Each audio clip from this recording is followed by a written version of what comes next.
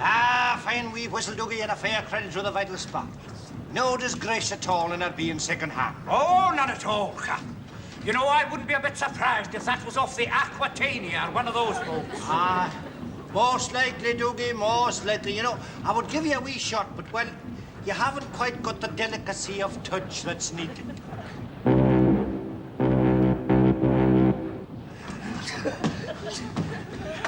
And I suppose the next selection will be gems from the Maid of the Mountains, eh? Horse yourself down here. Just come up for a breath of air. No, I've come up to tell you to stop playing with that whistle.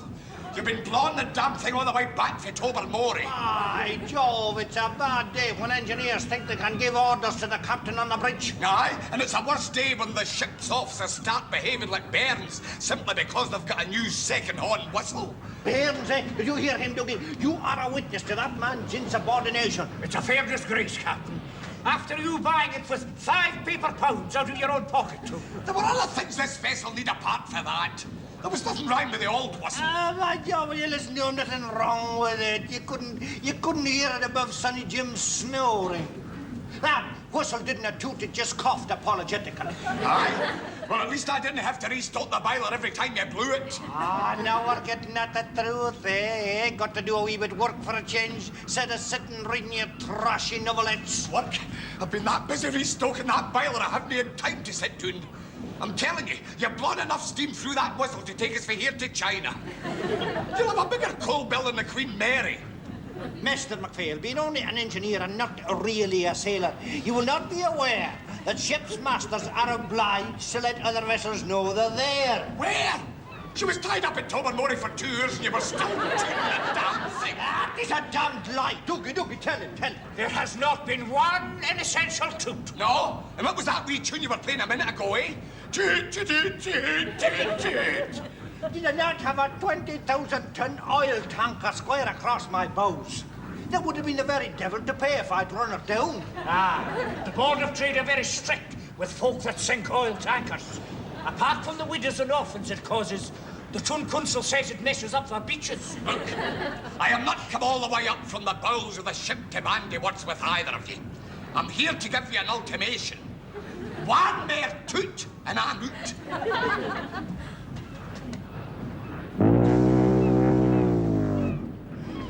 That's it. I'm out. Oh, no, Dan, no. There's a limit to everything. A man with your qualifications doesn't have to put up with insults like that. Aye, Sonny Jim. So you've come down to say ta-ta. Well, as a matter of fact, the captain sent me down. Typical. He wants me to stay, but he's not man enough to come down and apologise to me in person. No, he has to send the common deckhand to do it for him. Not exactly. He said I was to watch that he didn't steal anything. He said what? Half the stuff in here's mine to begin with. Aye. That tea caddy there with a picture of Rabbie Burns on it was sent to me all the way from Hong Kong. Remember? Aye. Aye. And that kettle, that's mine. Hey, wait a minute. What? These are mine. The man's living in the past, that's his trouble. You can't speak to an engineer like that. No, I've only got to pay up my union dues to have the whole collective strength of the working classes behind me. I'll have them blacklisted for Portland Das to Pearl Harbor. James, away you go up and give Dougie a hand with the unloading. I will stay here and see that nothing goes a-missing from the ship's inventory. Take my advice, son, and you go a-missing. Don't waste your youth in this old steam-driven shanty. Ah, by Jove, McPhail. Say what you like about me, but don't stop miscalling the smartest boat on the trade. Every time she leaves Lloyd, that wee bell goes off like an alarm clock. How good part, McPhail, without coming to fisticuffs. I'm going to get Dougie. Take more than Dougie to separate me. Separate you? I want him to see the fight. Yeah? No. Ah, it's not right for the master of the vessel to fight with a common stoker. Stoker? And a Glasgow one of that, not to put the garlic in your mouth. I'll have you know that I am a certificated tradesman. And I have seen your certificates. Oh, aye. One's for singing in the BB choir and the other is a warning from the sanitary. You've been interfering with my personal effects. You think I didn't know, eh? Oh, you'll be sorry to leave a fine job like this to become an unemployed mass. Is that so, eh? Well, for your information, engineers of my caliber are snapped up by the luxury cruise boats the minute they set foot ashore. Oh, I can just see you working on a luxury cruise boat, eh? Acting the way you do here, sitting at the captain's table, picking your teeth with a screwdriver. And they wouldn't let you up the gangplank, you're that oily.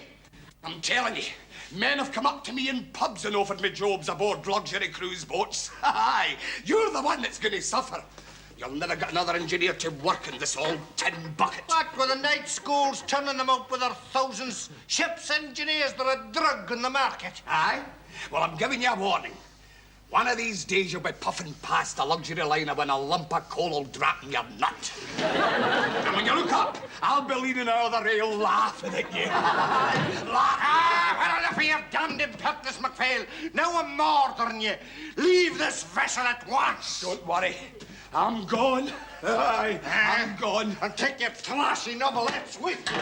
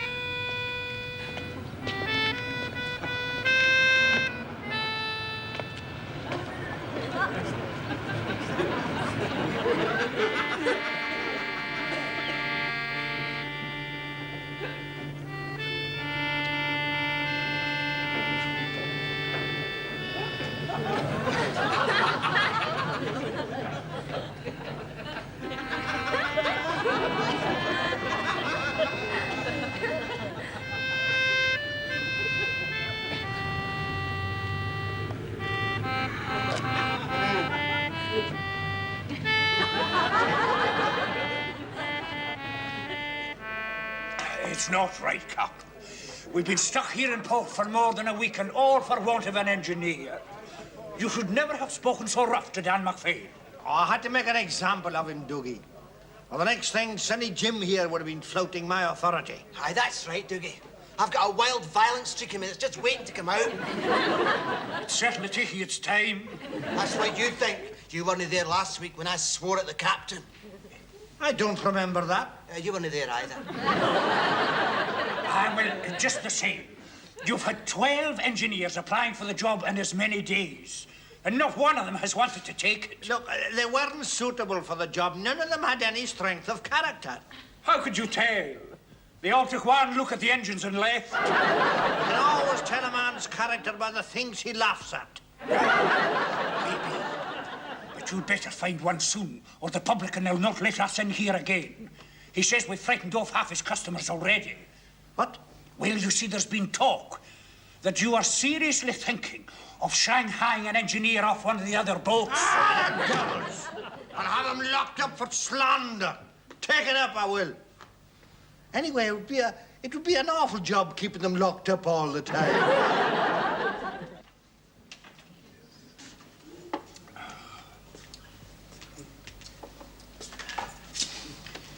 It is, Dan.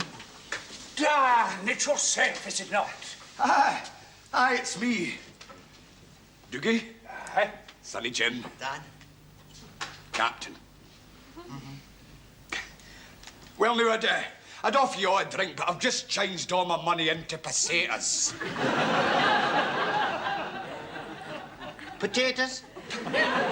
Pesetas? I'm off on a cruise to Rome on Tuesday. Aye, you got yourself fixed up then, eh, Dan? Ah, no bother. It's just a matter of signing on at the appointments bureau. Half pint. They did the rest. That was quick, eh, Dan? Aye. Mind you, I could have got a tanker or something like that straight away, but They didn't want to waste me. Oh, it's as well not to be too hasty, Dan. What line did you say it was? Line, well, no, it's a new line. You'll know I've heard it. No, it's boats don't sail for the Clyde, you see. No, it's the Majestic line. No, I can't say I've heard of it. No? Oh, well, you can always tell their boats by their gold-plated funnels. Did you not try Cunard or the P&O lines? Oh, naturally, yes. And they put in their offers, but, well, no, the Majestic line had the best superannuation scheme. They'd just done up my private cabin in Bird's Eye Maple. You've made the wise choice, Dan. There's no doubt about it. Bird's Eye Maple, eh? Well, we got chirpy in there, eh, Dan? Well, I'm glad you're fixed up, yes. How's the new engineer? I just haven't made my final selection yet. You mean 2 or 3 have applied? Oh, Dan, I mean, there have been that many applicants for the job, we haven't been able to move out of port for a week. Still, I managed to cut the short list down to 12. 12? You know, Dan, it's a revelation to me how many middle-class mothers want to send their boys to the coasting trade. Boys? Well, no, it's none of my business, Captain, but I wouldn't have said that looking after the vital sparks engines was any job for a boy. Oh, you misunderstand me, Dan. Of course, they were boys when the ambition took them, but, well, after they had been through the university and got their diplomas, well, they were grown men. University diplomas?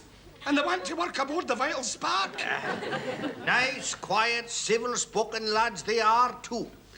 There's one of them who's had a bit of experience, seeing he has worked on a boat before. Oh, aye, and where did you get him for? Well, now, I think I mind him saying that he was a third engineer with the Majestic line. The Majestic line? Aye, the Majestic line. You'll have the same again, Dan, if Sonny James has the money for it. Thank you, I shall decline the invitation since I want an early night. I've got to be down in the morning to be measured for my ducks. Your what, Dan? My topical uniform. So I shall just say good night. Good night, Dan. Captain. Don't forget to send us a postcard from Rome. By Jove, and Dan MacPhail has done well for himself. To think that this time next week he'll be strutting about in a brass-buttoned uniform, playing deck tennis with the first-class passengers.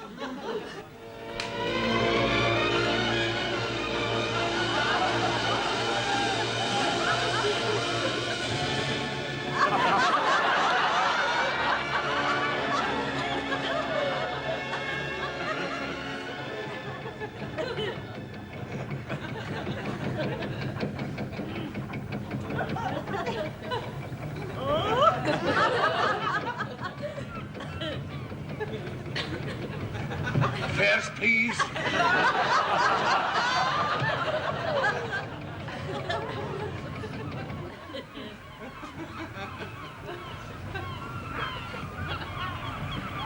Oh, Captain.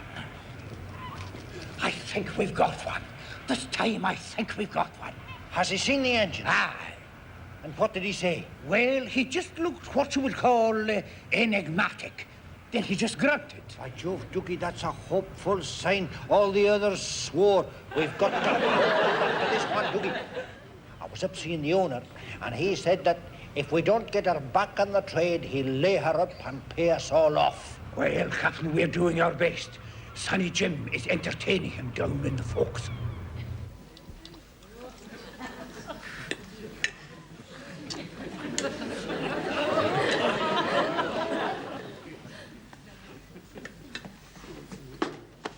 Thought you said there was pudding. I plumb duff. You had that. Do you not mind? It was just before the grilled kippers and just after the bacon and eggs. Do you not fancy a wee chocolate biscuit, Mr. McCluskey? Oh, no, thanks, son. It would give me indigestion. Well, I suppose that'll just have to see us through to get my tea.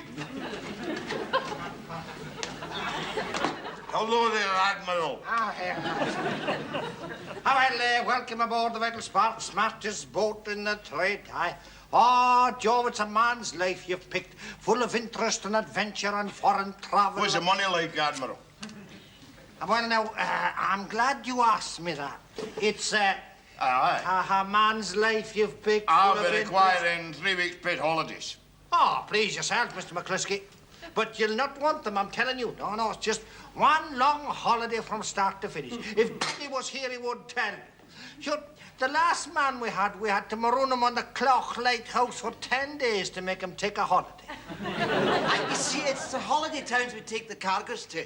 Cargoes? Aye. Oh, but I've got nothing to do with cargoes. No, develop it. No, you just confine yourself to the light duties like stoking the boiler and loading cement bags. Oh, hey, I don't fancy that. I mean, I'm not that robust.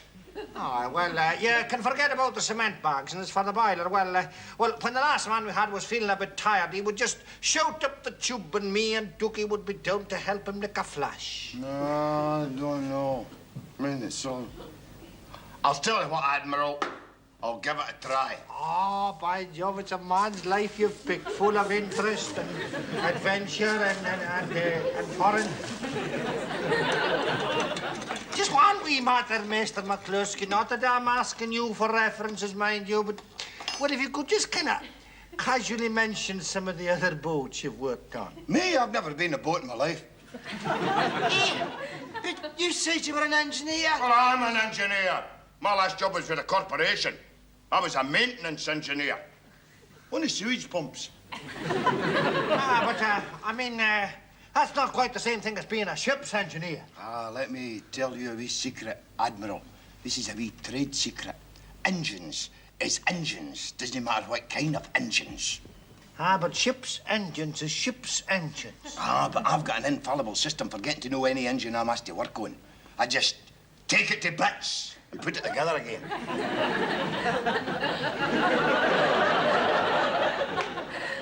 Take it to bits, eh?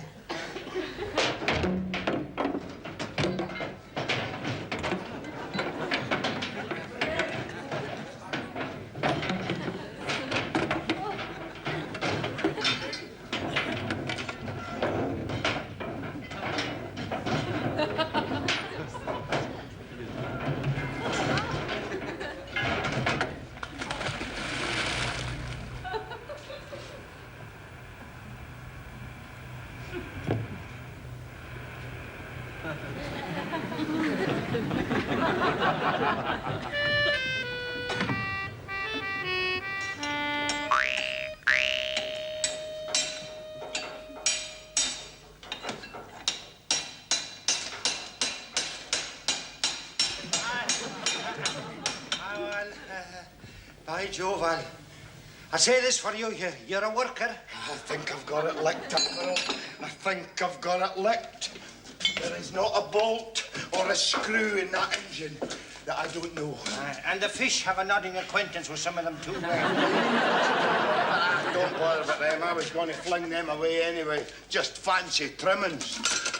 Any engine that I'm asked to work on, I want to get it stripped right down to bare essentials. Well, you see, it's just that the last man we had, I think maybe you and I better come to a understanding, Admiral.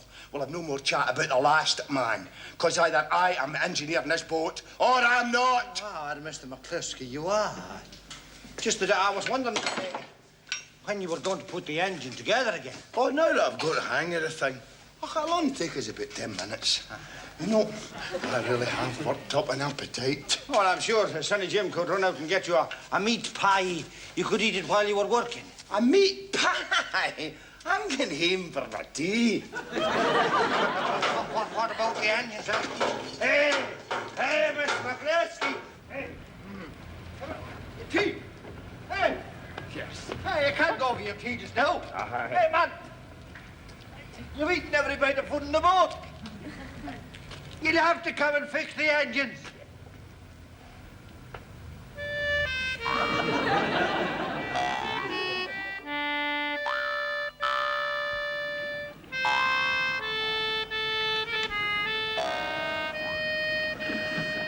If you ask me, that McCluskey's not coming back. The same thought crossed my own mind 4 hours ago. He must have had his tea by this time. Captain, I have to say this. Now, we'll never get those engines put together again Unless you apologise to Dan McPhail. Apologise? Me? Never. He flouted my authority, and I've got my pride. Oh, here's Jim. Well, I phoned the pumping station. As soon as I said McCluskey, they knew the name right away. He worked there right enough. Did they give you his home address? Well, no, exactly. What do you mean, not exactly? Well, they said if we ever found out his address, we'd let them know, because they've got a sewage pump he left lying in bits. Yeah, the devil! The devil! Men like that should be locked up. Going about taking engines to bits and wrecking the economy. Yeah, by Jove, I wouldn't be surprised if he was in the pay of a foreign power. Where is he away to? Oh, he's a man of many griefs, Sonny Jim. And he's away to drown his sorrows. Oh, the poor soul. I think we should help him. No, Sonny James. At a time like this, a man likes to be alone. There's just an outside chance that Dan McPhail might be in the pub. It's a matter of pride, you understand.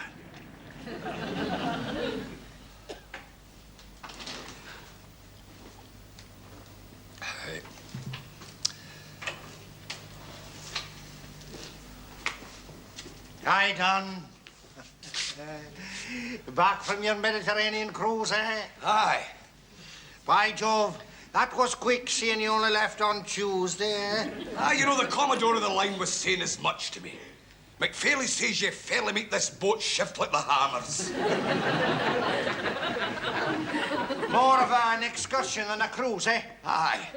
Just to get my horn in, so to speak. Ah, well done. Fine see you standing there, bronzed by the Mediterranean sun. What kind of weather did you have? Much the same as you've been getting yourself. And how did you get on with the passengers? A very nice class of people, you know. Very nice indeed. Know that I'd much to do with them, mind you. I know, they'd just be on and off, eh? Ah, well, John, I'm glad you enjoy working the luxury cruise boats. Oh, well, no, I wouldn't just call it work. No, it's more of the push-button stuff, you know. Have you got an engineer yet? Ah, well, it was a difficult choice, Dan, a difficult choice. But I've taken one young lad on probation. Probation? Aye, he's just qualified with a string of initials after his name. Awfully educated he is. Knows all the Latin names for things like engine oil. Captain, I think it's time I tell you the truth about the luxury cruise boat. Well, please yourself, Dan. Please yourself. Well, now, to be quite honest and frank with you, Captain, it's the women. The women? What women? The female first-class passengers. They'll no leave me alone. You tell me that now? Aye. You see, it's the glamour of the uniform that gets them. And the ones with the titles are the worst. Oh, I've heard some of these titled women can be gay curs. You know, the other night I was sitting in the boat's cocktail lounge, sitting a black and tan. I was just smoothing the crease out in my white ducks when one of them came over and sat beside me. Captain, she put her hand on my knee. Oh, the devil, eh? Oh, I daren't tell you anymore. Oh, no, Dan, I don't want to hear it, eh? Oh, by Jove, not the sort of thing you would get in Tobermory. No. You see, the trouble with me, Captain, is I'm what a novelette would describe as dangerously handsome. Just what I was saying to Dougie, my very words, Dan. Aye, all good looks is a curse. Should think yourself fortunate, Captain. Aye, maybe so, Dan, maybe so, but, well, I tell you, I've got my own problems. Now, this young lad who's working the engines, now, he's a first-class engineer, no doubt about that. He's very cheeky. What? He's got a rough tongue, Dan. He doesn't cheat back to you, does he? Oh, by Jove, he does. He swears at me in Latin and Greek. He's fluent in both. That's a disgrace. I mean, just because he's educated, he's got no right to cheat the captain just because he's not. Mm-hmm. And I'm thinking, you know, Don, I'm thinking he's too enthusiastic about the job. Yeah? He's always stoking up the boiler, building up the steam pressure. You know, the other day, I blew the whistle, and damn me, did the blooming thing not fly off and hit a chartered accountant that was rowing past? And then the blooming thing sank to the bottom of the river. Oh, the shame. And after you paying all that good money for it, eh? Still, you know, it's that boy's cheek that gets me. I mean, that thing's kind of all right with old friends, men who've been shipmates for years. I mean, then you can stand a bit of light-hearted banter, eh? With no offence taken on either side. Are just my very words. If Dougie was here, he would tell you. Old friends don't mind that sort of thing, eh? No. Barman, give us a couple of whiskies here for me and my old friend.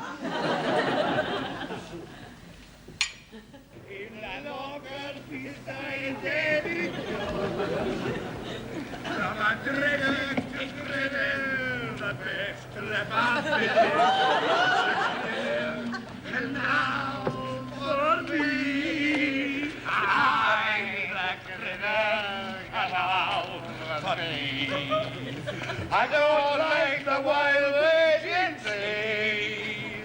The big foaming breakers would give me the shakers. The critter canal for me.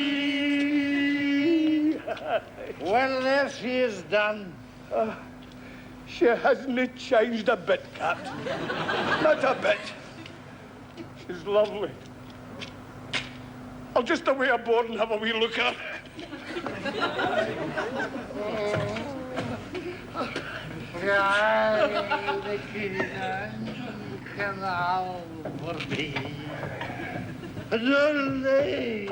Is that Dan back then? He's back, Dougie, he's back. He decided to apologize to me. But don't mention it. Did you tell him about the engines?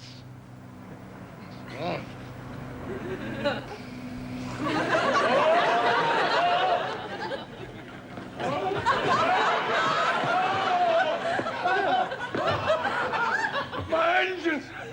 What have you done to my engines?